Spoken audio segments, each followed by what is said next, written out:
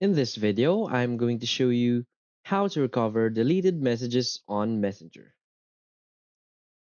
So please watch the video until the end and follow this tutorial step by step to avoid making mistakes. So let's get started. So the first thing you want to do is to open your Messenger app. Now tap on the three lines icon in the upper left corner of the screen. Now tap on the gear icon just beside your name. Now from here in our settings, we want to scroll at the very bottom and select Account Center. Now from here, let's just tap on your information and permissions.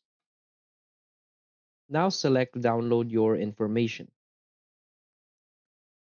Now tap on download or transfer information. Now select your Facebook or Messenger account and tap on next.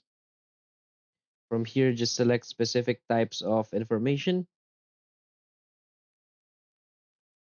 Now just check on messages. Now tap on next. Tap on download to device and next. Now from here, you can choose any date range. So depending on what date range you want to view the message, you can adjust it there. Now tap on create files. Now the information you requested is being prepared for download. So just wait for it to be ready.